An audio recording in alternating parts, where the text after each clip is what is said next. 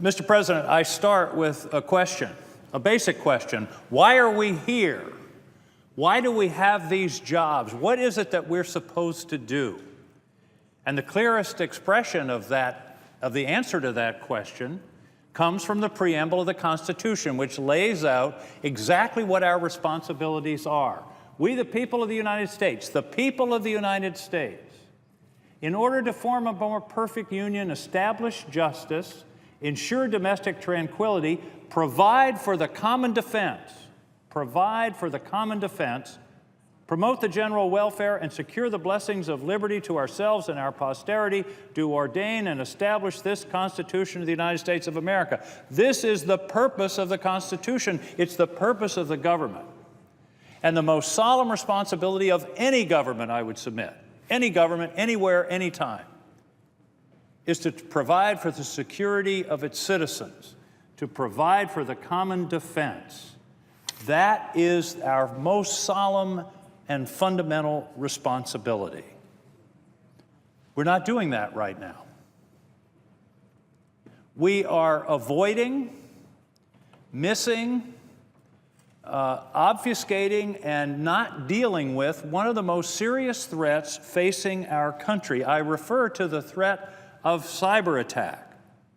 Every intelligence official that I have talked to in the last 2 years, every military official, everybody with any knowledge of the defense and security, the national security of this country, has emphasized that the most serious threat we face right now is cyber.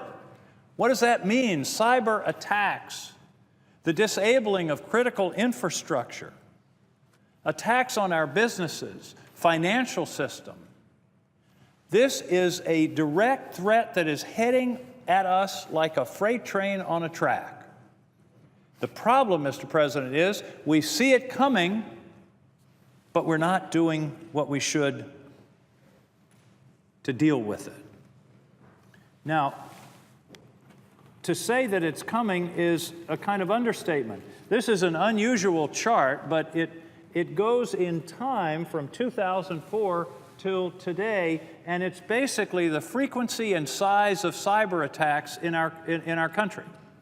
The bigger bubbles are bigger attacks. The smaller bubbles are small attacks. So 2004, 2006, one or two, but not many. You can see what's happening is it's bubbling up and it's about to boil over. Each year we've seen more attacks, larger attacks, more serious attacks. The evidence is overwhelming that this is a threat that we're facing. Sony was a wake-up call if ever there was one. What if the Sony attack had been the New York Stock Exchange or the railroad system where cars bearing toxic materials are derailed, or the natural gas pipeline system, or any other of the critical infrastructure of this country, financial or physical, that would have disabled us? I was at a hearing yesterday of the Armed Services Committee. We had the testimony of two of the wisest men in America.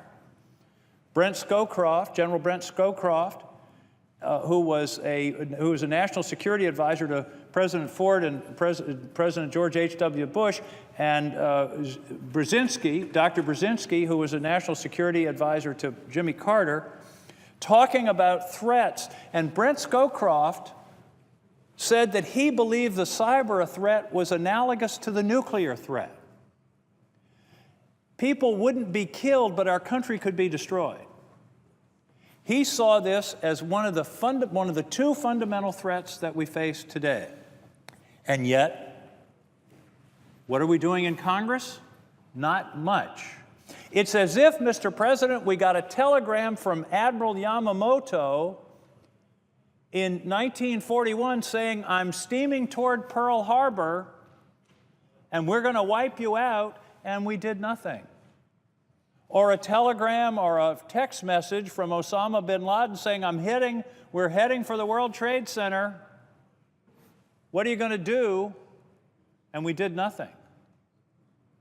We have the notice. It's right in front of us. And yet we aren't acting. What are the risks? The biggest risk is in the nature of our society. The good news is we're the most technologically advanced society on earth.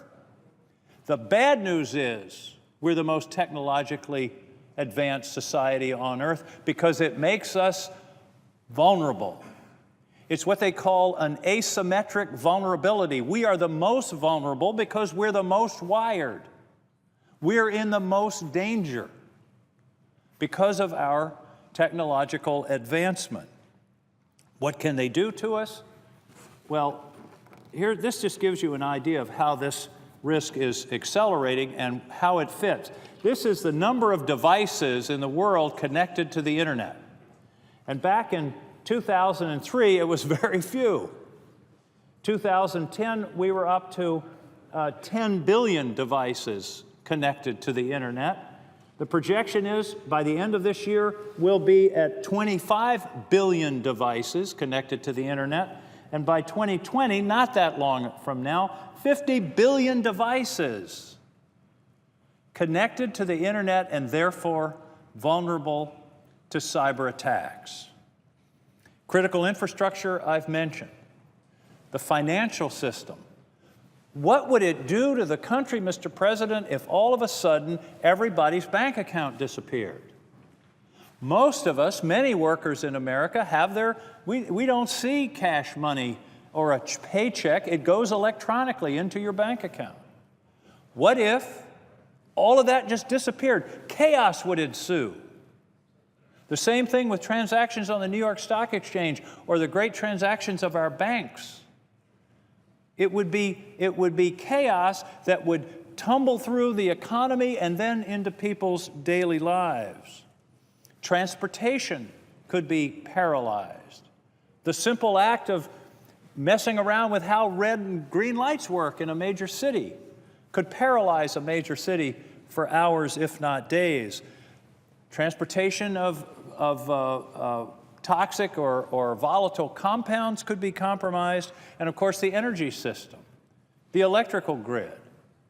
We don't realize how dependent we are on these modern facilities until they go down. Periodically in Maine, when I was governor, we had an ice storm where 3/4 of our people lost electricity for sometimes 2 weeks at a time. And we learned what a disaster that was. One of the things we learned was that home furnaces, heating oil furnaces, need electricity to fire. People got cold. It wasn't just, gee, I can't watch TV tonight. It became life-threatening. The second area of vulnerability is financial data breaches. That's something that's happening all the time. And then finally, property ideas, theft of ideas. Where are these threats coming from? All over the place. North Korea, Russia, China, Iran. Terrorist organizations are now looking into the cyber field. Hackers for hire. Somebody in some country or somebody's basement somewhere in the world who hires out to take advantage of the vulnerability, particularly of the Western countries and particularly of the United States. We're already incurring huge costs. The cost of these data breaches, the cost of protection against the data breaches. Our financial system is spending a huge amount of money to protect itself from these breaches. Mr. President, we have to act. We have to act. It is beyond time to act. My favorite quote from Mark Twain, and there are many, but my favorite is, "History doesn't always repeat itself, but it usually rhymes." History doesn't always repeat itself, but it usually rhymes. Nothing new ever happens. This would not be the first time in history a great nation ignored threats to its existence. In August of 1939, Winston Churchill said, in talking about the House of Commons, but he could have been talking about the United States Congress, at this moment in its long history, it would be disastrous, it would be pathetic, it would be shameful for the House of Commons to write itself off as an effective and potent factor in this situation, or reduce whatever strength it can offer to the firm front which the nation will make against aggression.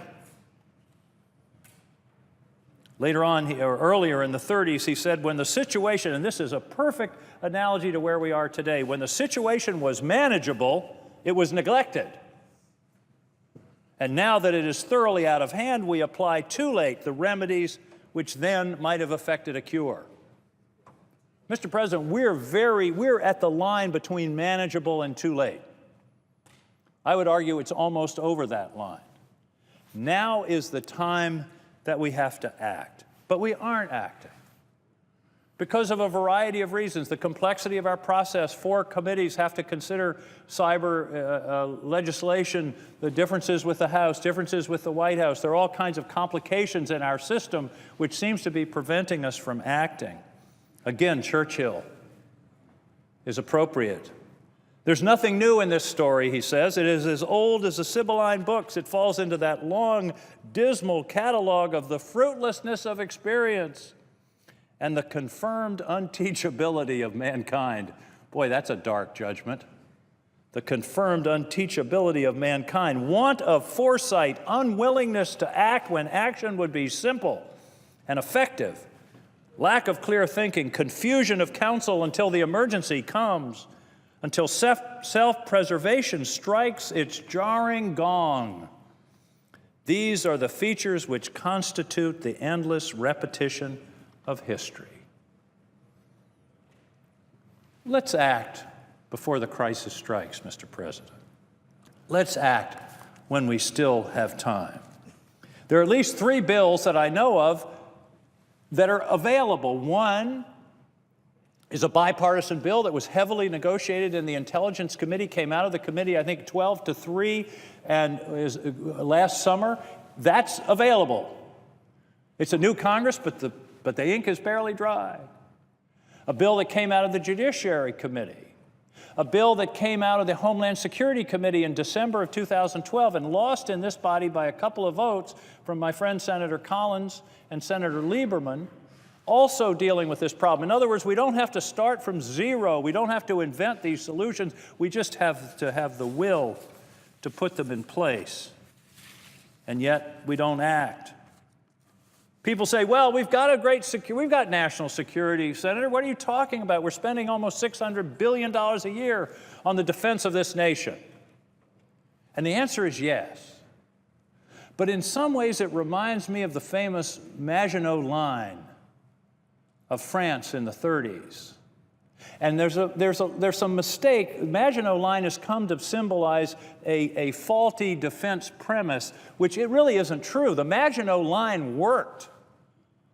The problem was the Maginot Line stopped. It went from Switzerland to the Belgian border. It stopped at the Belgian border, and the Germans came around it and behind it and overwhelmed France in 6 days. So the problem wasn't that the Maginot Line was not effective defense, and our defense budget certainly is not ineffective. It's absolutely essential. But we're not defending the whole frontier. There's a piece of it, like Belgium, that's undefended. And that's our failure, Mr. President. So what are we going to say when the crisis strikes? What are we going to say when we go home to our citizens in our home states, when the financial system goes down, people can't get their money, there's threats of violence and violence across our country, when toxic waste is spilled in our waterways? What are we going to say? Well, we would have done something about it, but it was really in 4 committees, and that was really hard. Or, we just got in this argument with the White House and couldn't work it out. Or, gee, we would have solved it and your paycheck wouldn't have disappeared, except, the House, you know how they are. Can you imagine trying to defend yourself by that kind of argument? You'd be laughed out of the place. Come on. Let's do this. I don't know exactly how to proceed, except maybe those 4 committees should get together, talk to each other, and say, let's bring a bill to the floor. I would like to see this body decide we are going to pass a cyber protection legislation between now and May 1st. There's no reason we can't do it. The bills are drafted. We just have to pull ourselves together and take collective responsibility for defending our country. If we don't do this, Mr. President, a colleague on this floor yesterday, we were talking about it, he said it is political malpractice if we don't get this done. This is a threat we know about. It's important. It's serious. We know at least some of the important things that we have to do to coordinate better between the government and the private sector. We know how we can help to solve this. We just have to summon the political will to do it. And it isn't even that controversial. There are differences here and there. But this isn't one of the big fights around here where we have great ideological differences. This is one where we should be able to come together. It's a lack of coordination and a lack of political will.